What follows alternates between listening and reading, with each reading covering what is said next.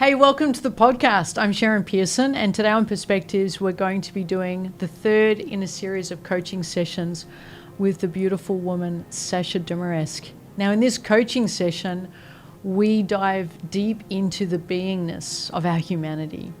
So if you've had an opportunity to listen or view the other two coaching sessions, which are here in the podcast series, if you haven't yet, make sure you subscribe so you can get access to all of them. But if you haven't yet, they're worth checking out because it's really interesting to see the progression from session one, where the session was quite detailed around some external things. I don't want to give too much away. Second session, very quite external again.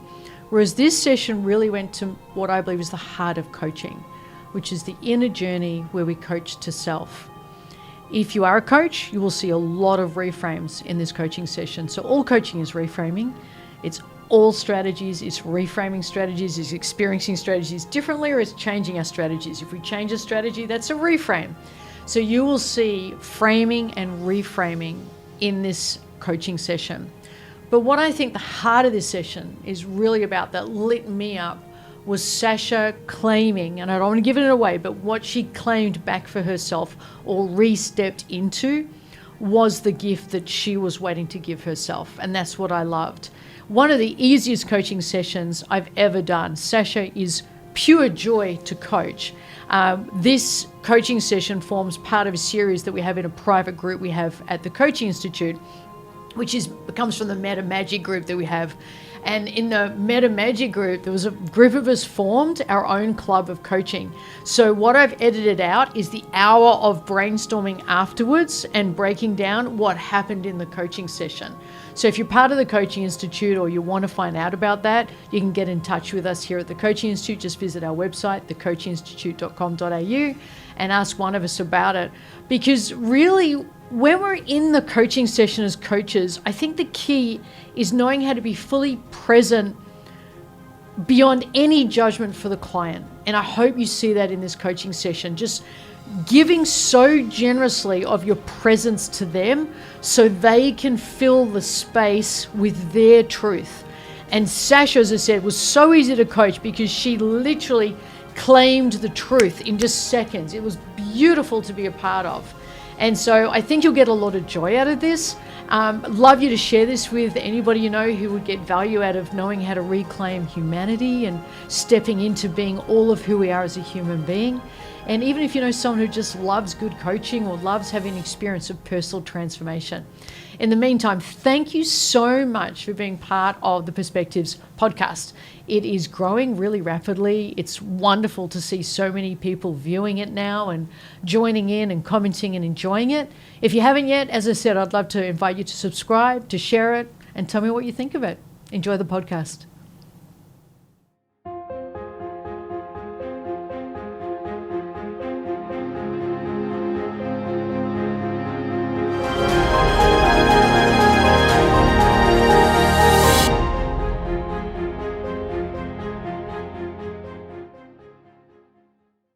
What's been working for you in our coaching? What is it that you would invite me to tune into? Yeah, thank you. I would say what I'm loving about these sessions is that, and this is actually part of the thing that I think I'd like to go down to discuss, is that you're just coming in from a completely different angle than me. And that angle is steeped in possibility, and it's steeped in different ways of doing things, whereas I've been quite stuck in my own thoughts about myself as a parent and about my daughter even. Yeah. And you coming in from that different angle or different perspective has really, really helped me. And I think that's probably been the biggest shift for me, is that in terms of, and I think that's probably what I'm asking for this session as well, is another one of those. Yeah. And what is it perhaps I've tuned into in our coaching so far that you'd invite me not to tune into? Is there something perhaps I can pull back from or focus differently on that you're aware of? Possibly today, I'd rather not go down what are the different strategies that we could use in generalized parenting. Yep. So I think I'm wanting to go a little bit deeper now. Okay. And whether that's so deeper or bigger picture, which way are you feeling, sensing, intuiting? well, there's two streams of where I think I'd like to go, and I'm not quite That's sure okay. which. And I think We'll that's figure where that it out. is. Yeah, That's yeah, I think okay. that's where it is. Because one is bigger picture, and the other is getting into the more of the like recovering DDGs and that kind of a thing. Where because I look at her childhood, her early childhood, when I wasn't in my best state, as being tarnished with me just being a terrible parent. And I've tried to find evidence that I'm not that from, and this is where I was talking from my mum, from my friends. Was I mean? Was I awful? Was I horrible? Yeah. Was I nice? When was I nice? And it's that sort of a perspective that I've tried to work on myself, but I constantly come back to that. I was a shouty mum. I was, I didn't nurture her enough. And all of these self-judgments are still coming in. Sure. And what's the outcome so firstly, where have things changed, shifted, or have you perceived a shift since we've been coaching? Yeah. That shifted in you, shifted in her, and shifted in your dynamic with each other? So I believe that the way that I see her is different. I'm able to look without the constant lens of guilt. I'm able to look at this is her journey, and she's not broken where I felt I'd broken her. And so that recovery of her has been wonderful from these sessions. The dynamic between us, I'm a lot more cognizant of what gets the best out of her. And I really make sure that I meet that. So she's not a fast decision maker, and I can make decisions in an instant. So I'm a fast mover, fast talker. She's very much more of the slower kind of, so I'm giving her a lot more time and space to be able to not be under pressure to make a decision, or not be under pressure, which has allowed her to flourish as a result, because I'm not bringing my map into how she should be. I'm allowing her and supporting her in the way that she needs to be. So those things have been wonderful. I'm a lot more aware of how much she needs closeness with me. And I'm making sure, like, I've shifted our routine. So I have a couple of days where I'm spending more time just with her rather than her sisters being around. She started singing lessons. I started singing lessons. It's a shared, which is I love it. So fun. Wonderful. So fun. And so that's a shared thing that we have together. And I think that was possibly what was missing in that. Some of her interests, child interests, which of course don't interest me, but singing kind of is that conduit, or her creativity. I really support her creativity, is the conduit where I feel that we connect on a much deeper level. And probably because I'm doing singing as well, we talk about each other's songs and we practice in front of each other. We do our scales together, and that has led to a closeness. And in some ways, the singing has satisfied two things in me. One, I've always wanted to be able to sing and didn't realize that you could learn it. I just thought it was a given gift, And secondly, it's been almost a deliberate strategy of mine to find an interest where we're aligned. So that it's also a lovely interest because it's an in the moment interest. Yes. It's not very cognitive. Like, once you've got the hang of the note, it's about just being in the note. Exactly. So it's taking away the need for anxiety because it's not cognitive. It's correct. Moment, it's flow. It's a gift. And do you notice her anxiety seems to fade? What are you noticing with her anxiety in those moments when she's in flow?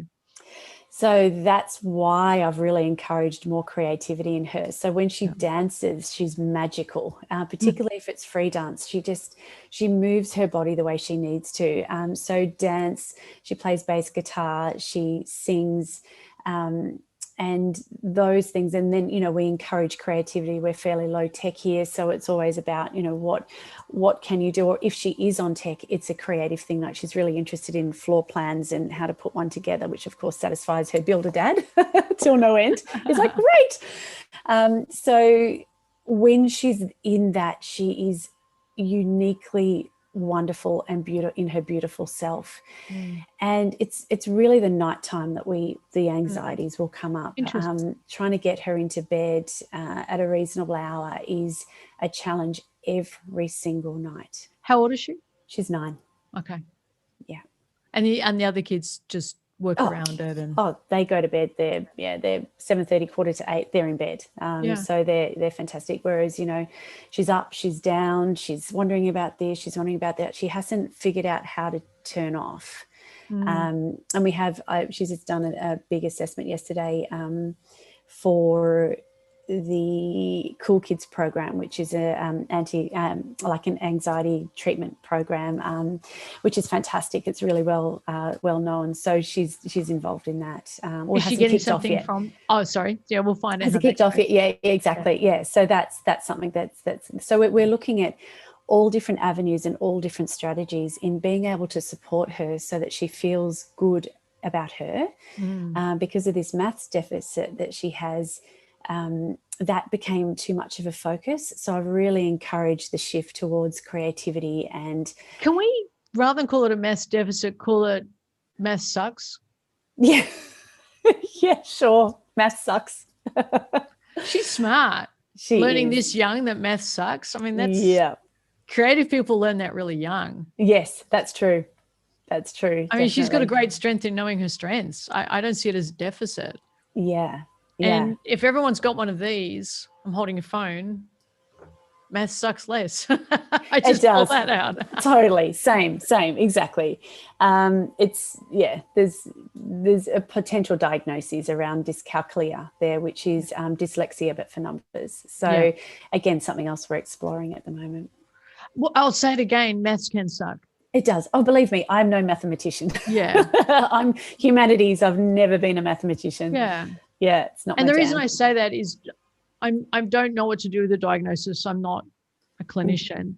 I do know what to do around reframing how we feel, perceive, and think about what others consider a problem. And I'd never call it a deficit.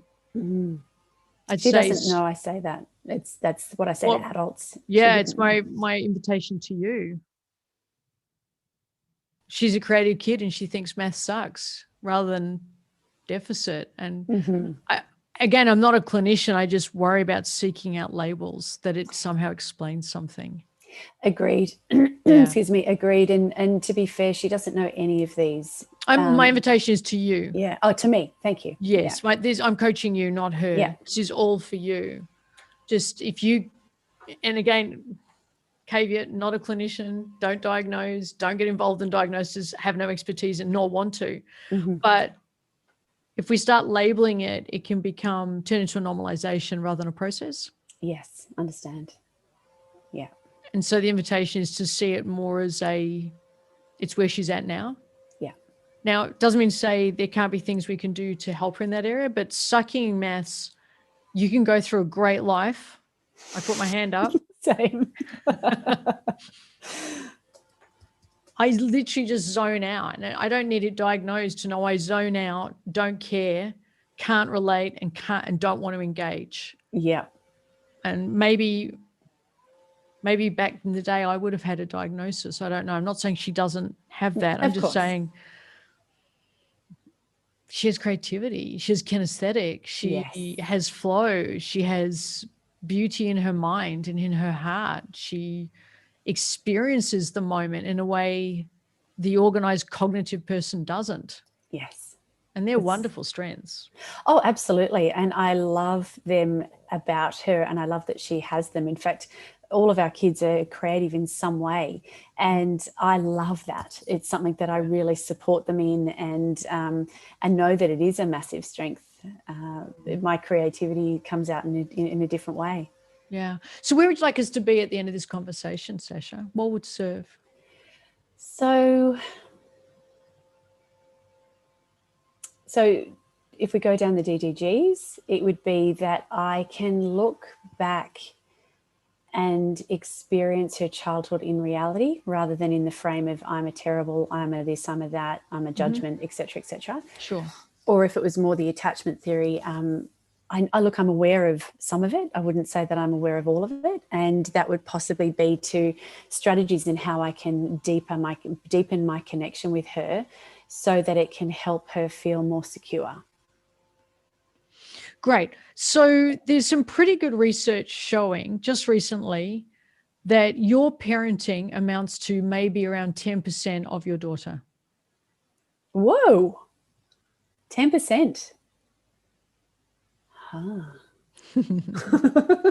Well, that shifts things already. 10%. I'm like 100%, you know, wow, 10%. There is no research supporting what you've been telling yourself. Right. Well, that's a relief. 10% only? Some research will push it to 20, but only if you insist. Mm.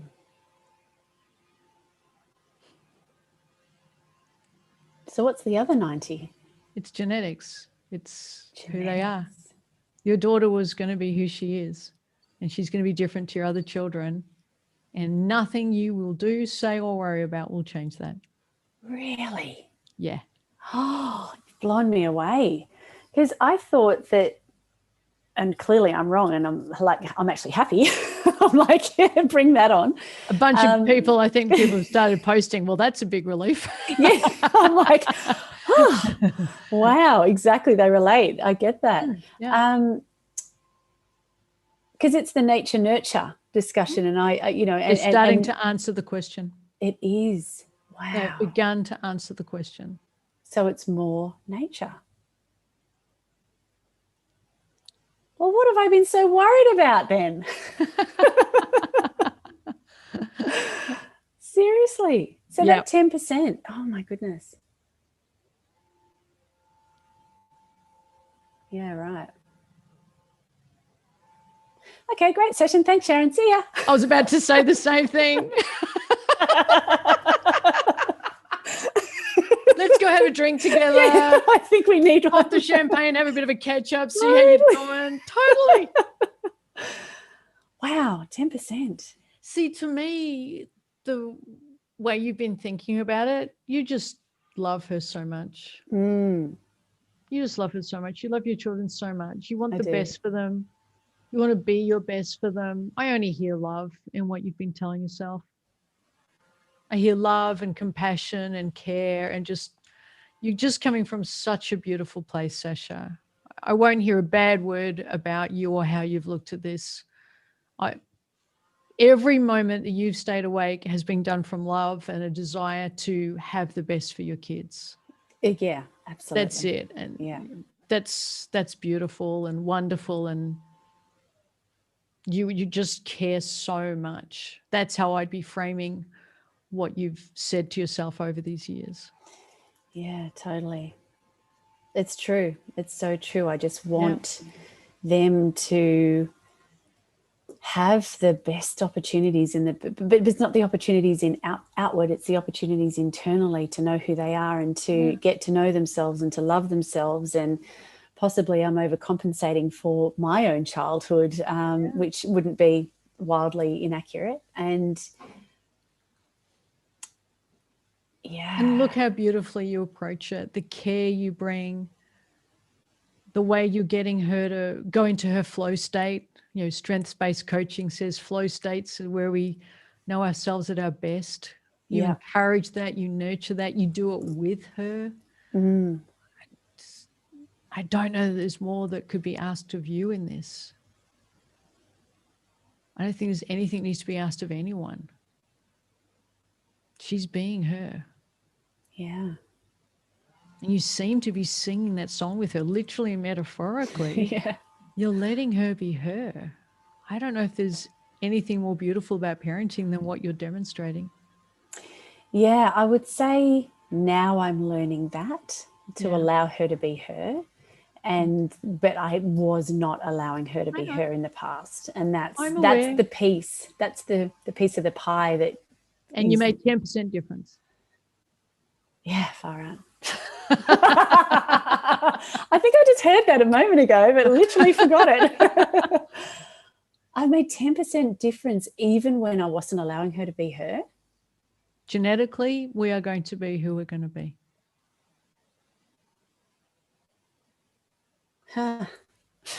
Blown mind twice. Same. Wow. What a gift. Yeah. Isn't that funny though? I keep on looking for the argument in that. I keep on going. I'll set you up with the Surely researchers, not me. Yeah, no. Go debate them. Messenger. Totally. I'm like, surely not. Where did you make this up from? Yeah. Yeah, Oh, right. gosh, yeah. I can dig up the research. Mm. It's interesting. It's mind-blowing. It's freeing.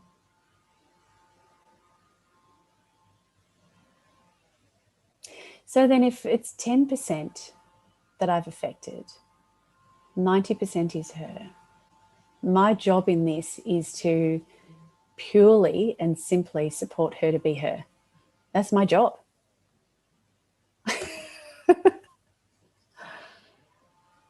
Well, if I'd known this 9.5 years ago, it would have made my job a lot easier. Everybody needs a cheat sheet for parenting. I reckon this is top of the list. And it has to be at the top of the list. Yeah. I'm telling everyone I know this. Yeah. And then it's just how much passion. So my view, and there's some research to support this, is teach your kids compassion, passion, openness. Compassion, passion, openness and warmth. And you're good to go. Wow. Demonstrate compassion, demonstrate passion, demonstrate warmth, demonstrate love, demonstrate openness, and pretty well that's it. Just demonstrate it. Yeah, wow. When you're singing, I'm imagining how you're throwing yourself into it. Yeah. You're giving her a role model. So, short answer, I'm mindful I don't want to do too much talking here. Your kid's going through some stuff she was going to go through. She'll come through it with compassion, passion, warmth, openness, and love. This is her experience. Yeah. You can role model how to navigate the experience and how to be when she comes through it, but she's going to have it. Yeah. Yeah, I so see that. So what a simplified, and I don't want to call it a job, but well, it kind of is, but it isn't. But what a simplified purpose that I have is just to model those things and to allow her to have those things and to teach her how to do those things. Yeah.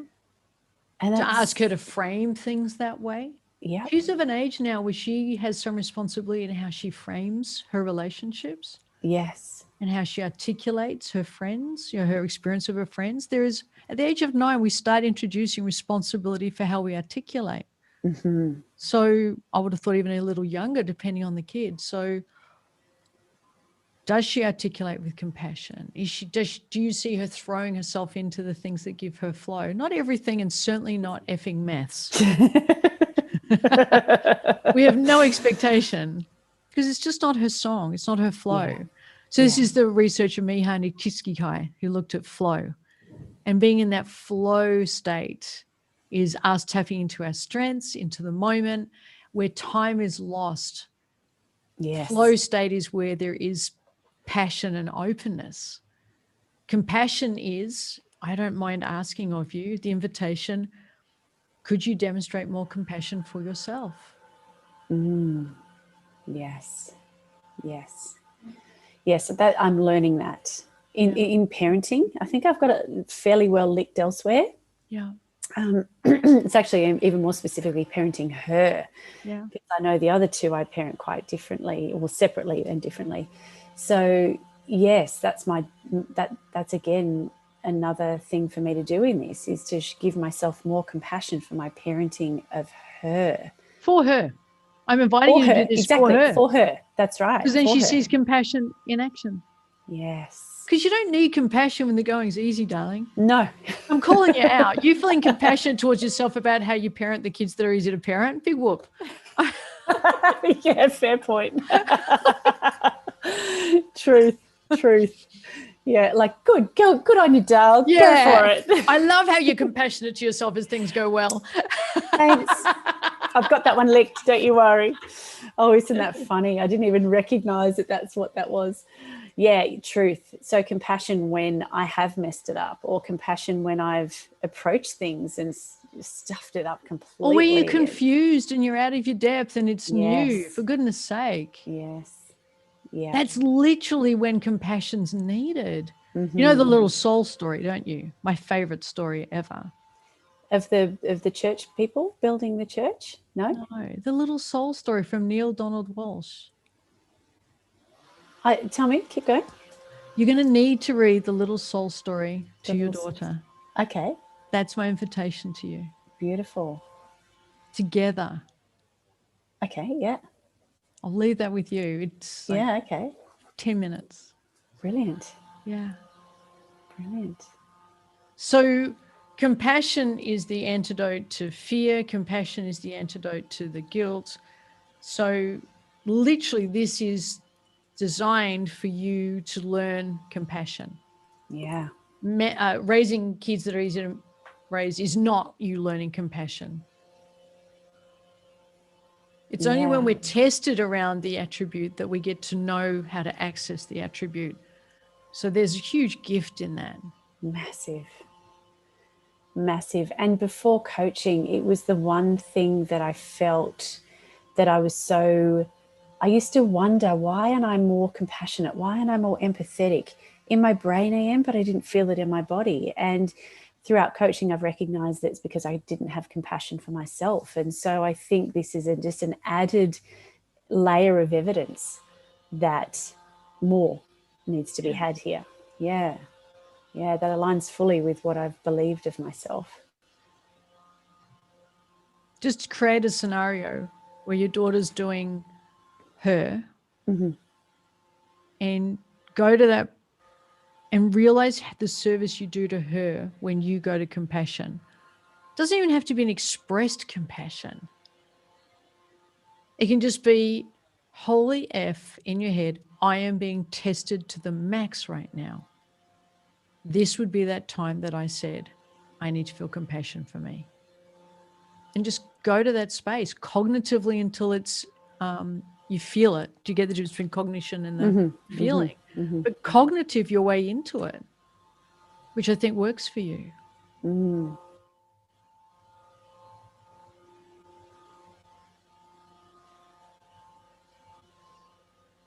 I'm drawing a blank slightly on that. So if I could just explore that a little bit more. Hey, I'm just going to interrupt this podcast and bring to you a message. It's based on the book called Disruptive Leadership.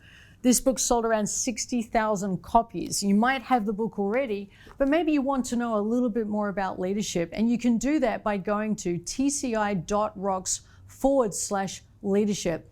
And right there, we've got some free content loaded up for you. So you can start learning about the disruptive leadership message, the 4 dimensions of effective leadership and decision making, and start figuring out how you can really accelerate the results in your organization and so your team can truly rock. tci.rocks/leadership. When she's doing her in a way in which I'm finding it challenging, I have the internal dialogue of, oh my God, we're here again, that kind of a thing. I'm thinking of bedtime, because bedtime is the most challenging thing that we face daily. Well, let's add a step then and slow it down. What are the feelings you feel in that moment? Oh, I'm frustrated. I'm impatient. I'm tired. I have a lot of energy, but by that time of the night, I'm ready just to, everything sit and be calm.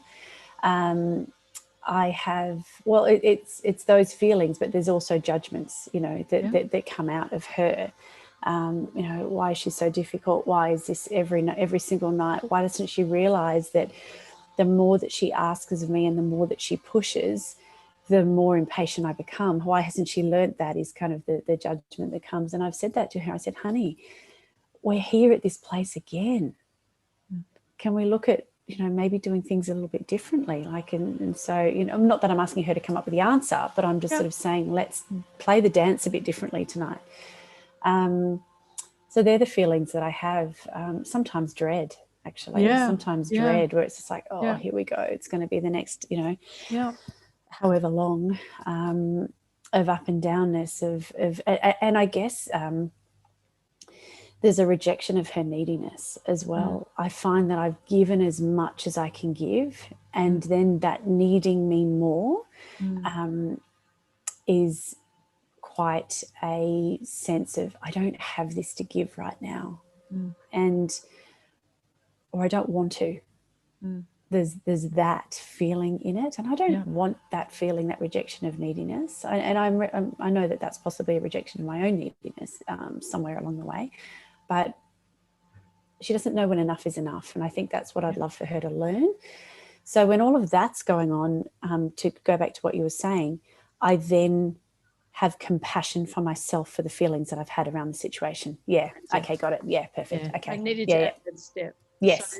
Because there's so much turmoil going on for you, that you're doing so much to be a great mom. You are coming from love for her. You are giving her staggeringly in terms of time, attention, focus, solutions, love, support, pathways through to her, out of her anxiety, into her own flow. You're doing all of that.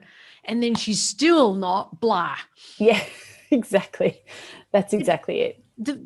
And kids, if they're going to have us learn anything, they're going to have us learn, I've got to be patient with myself, let alone be patient with you. So just slip in, you feeling all that is normal. And to not allow yourself to feel that or deny that is to deny you. And that can't be compassion. Yeah. Yeah. Where the extra judgment comes in of self is I might behave outwardly impatient with her. Well, in fact, I do. I'm like, honey, come on, please, time for bed. Let's go. Stay in your bed, stay there, just do some meditation. Let's settle down. So then I walk away from that and go, oh, well, how's that? Oh, that's hurt my ears. How's that going to be calming for her? And so so again, I need to bring compassion to my actions, not as well as. Let's start with the feelings. Yeah, the feelings. Because you're rejecting yourself quite early in the process. Understandably, my goodness, this would be frustrating. And to be reasonably blunt, I have a feeling of, when do I get my return for the effort I'm making? Which that might not be accurate, but a feeling of, goodness, I'm doing so much. What does it actually take for you to get the message? Yeah, I would say that there's definitely an element of that. Yeah. Yeah. So acknowledging. What else do I need to do? Yes. I've done everything. What else do I need to do here? Yeah. So you get to that point and then cognitively think it through. This is the moment for compassion for me. I might outwardly do a terrible job in this next 5 minutes. I might suck, or I might do well. It might work, it might not. But right now I need to be compassionate on everything I'm feeling. I feel like crying. I feel like yelling. I feel like drinking. I feel like yelling and blaming my husband. I feel like doing a whole bunch of things that aren't that functional. I feel all of that. That's the time. If ever there was a time for compassion, this is it. Because me tapping into all of me right now seems freaking impossible.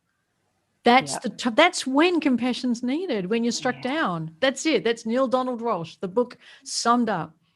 In the moment when we feel betrayed, or we feel that the love isn't there, or we feel there's just, we're standing on the ledge alone, that's when compassion, you get asked and invited, can you access compassion now? Because it's the only thing that will guide you. Yes. That's it. That's the book. Yeah. And the pattern will repeat until we learn that we are love. We are love.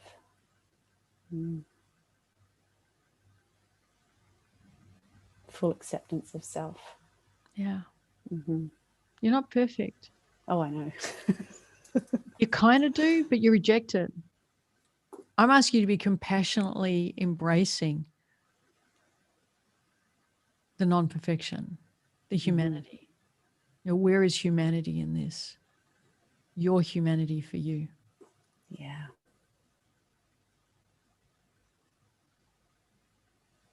That's a great question.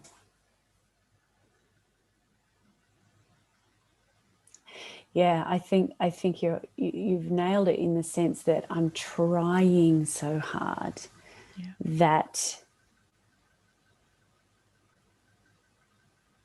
because I'm not seeing the direct result, I then go, oh, well, that means that I'm not doing it right because I'm not getting the right result, which is a rejection of my humanity, because I'm never going to be able to control all of that.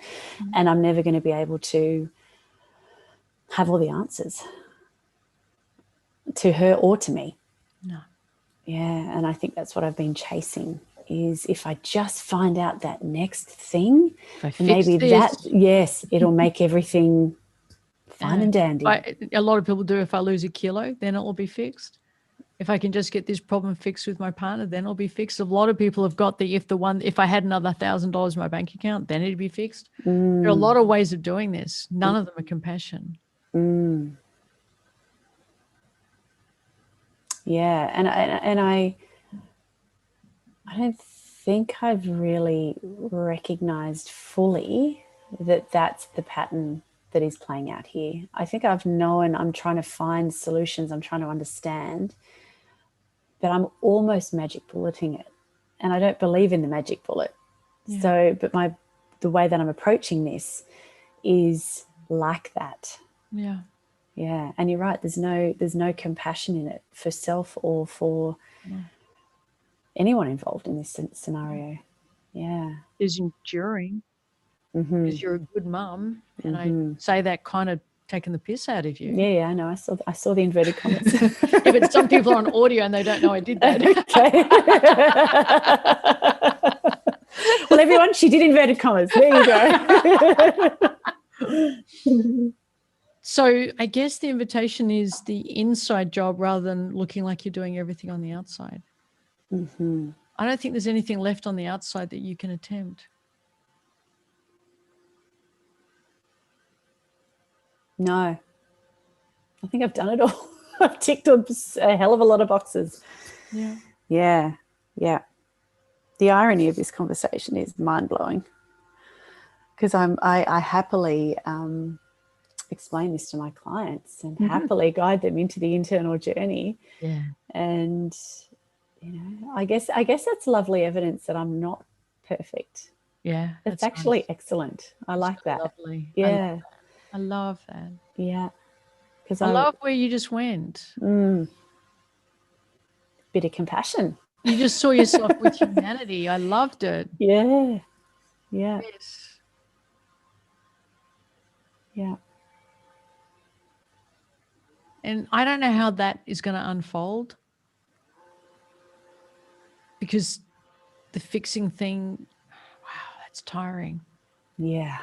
But the softer place within you, and if we bring it back to your daughter and you wanting to be there for her and help her navigate this, if you can demonstrate passion and compassion and warmth and openness and love, and all of those states or traits are only required when they're being tested, but you can go to them. Yes. She will have a model when she comes through this and as she navigates and as she traverses the territory she's in. I love that when they're being tested, because I'm thinking, I display those things, not a problem, but in good times. But in the less so. Yeah. Yeah, the warmth and the compassion probably take a southward dive. And sometimes possibly a little bit too open, actually. When things aren't great, I'll say a little more than possibly what should, inverted commas, should be said. Well, openness can also be a perception that being open to the idea that you're only 10% in this, as much as you like to think you're 100. I just added an extra zero. I mean, who doesn't want an extra zero in their lives? Oh, yeah, I love that. That 10% is just literally brilliant. Now, the invitation before, in terms of, we went big picture just then. I hope you feel we're honoring that, and obviously we can do more. Then there was a conversation you said before about DDGs. Is there something there that we've left out that you're sensing or intuiting we can pick up on?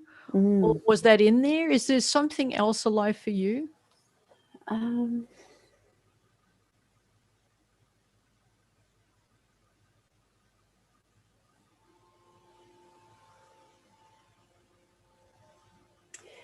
I suppose there's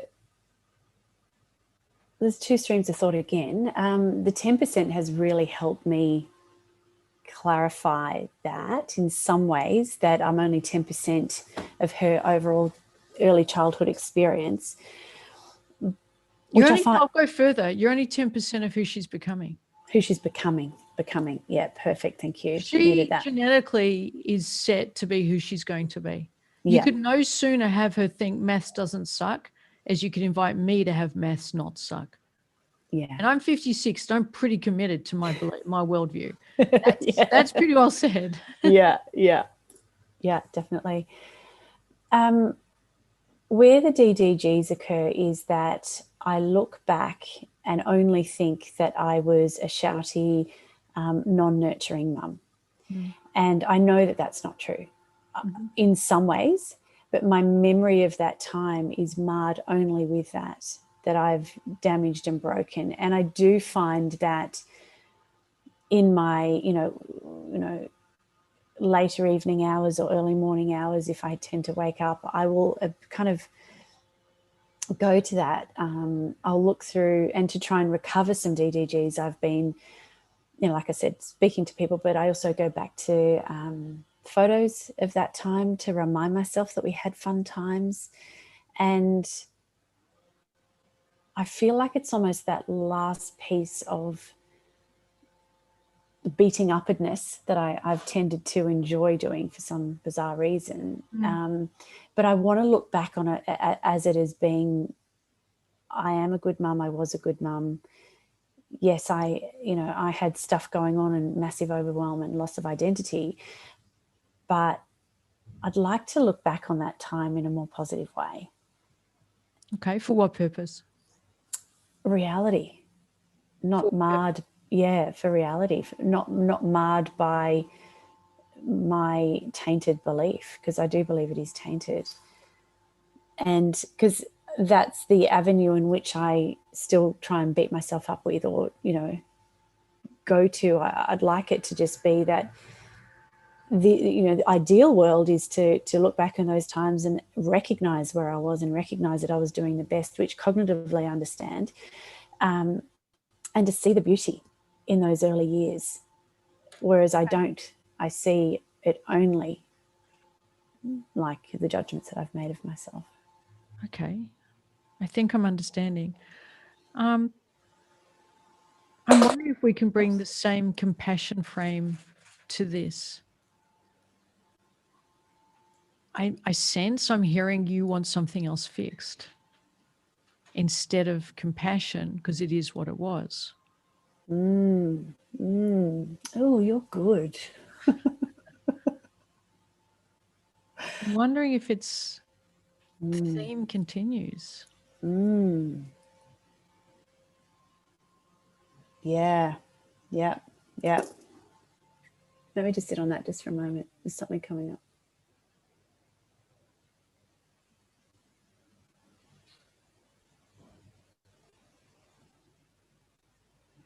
Yeah.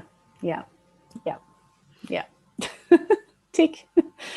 Yeah, you're right. I'm trying to fix that so that I doesn't have to be there anymore, so that it's cleared, so it's done, rather than looking back at that time. There are elements where I can look back at that time and go, man, I was in such a rough place, and that was a really icky time for me. Where I'm not taking that compassion is it's linked to I've broken her.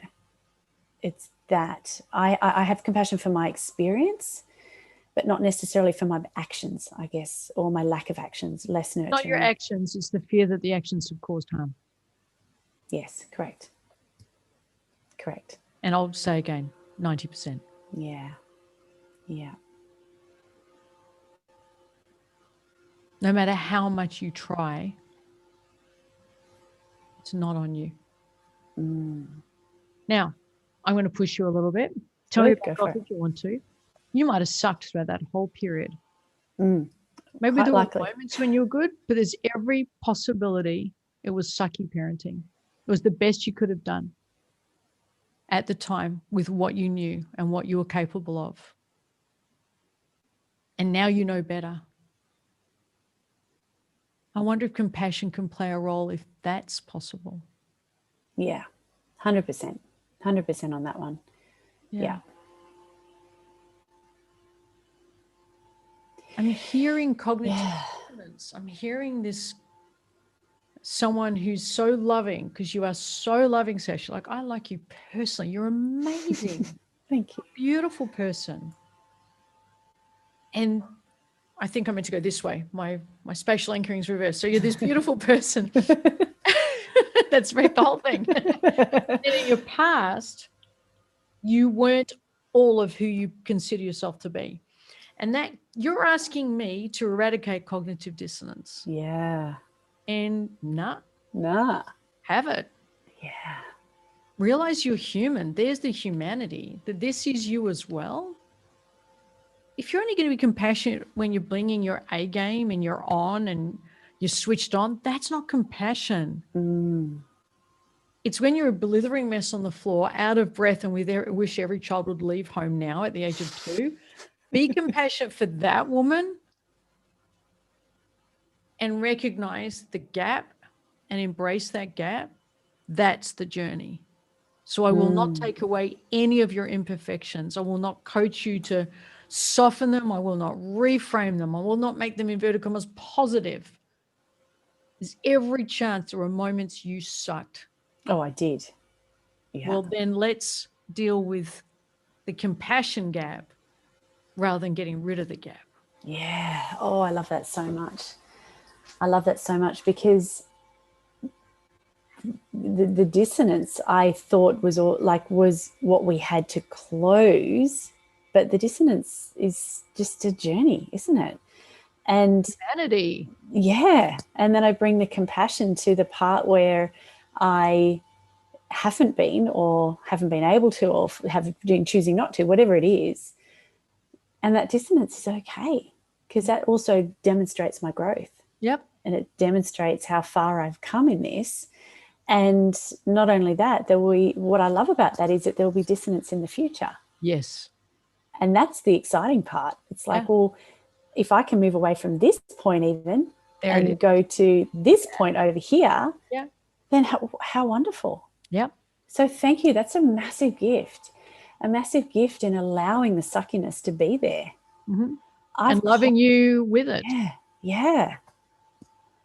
Because I've been wanting to get away, wanting to get away from that, because it's not who I perceive myself to be. Well, based on that, you should never grow. Yeah. Well, that's a sucky strategy. Well, because you're going to outgrow this version of you, and you're going to, you said, the same cognitive dissonance. And oh yeah, that's cool. Yeah. Oh, that's cool. I love that you know when not to coach. I think that's the next nuance I think I'm looking for, is when not to. I mean, I know the obvious ones, but these ones less so. Yeah. Yeah, that's awesome. I like just dropping the idea. Well, you know how to think. Yeah. Yeah, exactly. And I can already see the massive potential in actually keeping the dissonance rather than trying to close it. Yeah. Yeah. Because that's not based in reality. Actually closing that is to reject that I was like that, is me rejecting that experience of all of us, and me rejecting myself. Yep. Yes. Which I've been trying to do. Yep. So I stopped doing that. Yes. Another sigh of relief. Well, you're only allowed 2 per session. So. Oh, okay. Oh, I'm maxed. I'm maxed out. Oh, that's so good. And I know this might sound a bit ridiculous, but I feel compelled to thank you for allowing, no, not for allowing, because I don't need permission, for acknowledging the suckiness. Yeah. It's almost a weird validation that, I'm not taking that away from you. Why would I? It was you. So And I want you to know I'm into you knowing that you can suck. yeah. Because that's Yeah. genuinely being there for someone. Yeah. Truth. I don't have this benchmark where you've got to have it all together for me to be into you. Yes. That would be awful. Yeah. And that's precisely what I've been doing to me. Yes. That was my point. Oh, you're aren't I clever in figuring all this stuff out? I'm going to pat my own back now. Totally. Totally. That's it. Yeah. Yeah. Nice. And you will suck again. Oh, believe me, I know. Yeah, but isn't that funny? I know that, yet can't accept haven't been able to, I'll reframe, haven't been able to accept that in the past. But that's actually idiotic, really. Like it's a little bit silly to To try and expect all the good stuff of personal growth, but to reject any moments when the growth was difficult. Yeah, that's a tough one. I think the benchmark's set a little high. yeah, a wee bit. Yeah. A wee bit. Yeah. I So go see back that. to a time when you suspect you sucked and have a go. Did suck. Or did suck. I'll Did let suck. you decide the Yeah. perception of it. Yeah. And I invite you to layer it with compassion, or however you want to interact with compassion of the person you were becoming and are becoming.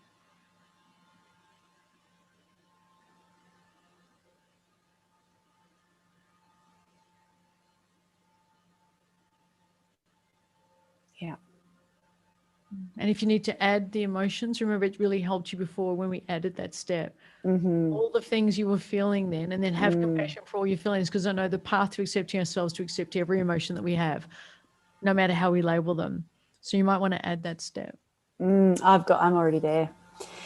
Yeah, I imagined a time, and then I imagined, well, I could see what emotions I was experiencing. You can see how out of control I felt inside, Yeah. and stood there as myself and gave myself a hug, because she needed that so much. Yes. At that time, she needed someone just to stop and to give her a hug and to let her know she's okay. And that the out of control I, burst into tears and melded into that hug. Yeah. So Yes.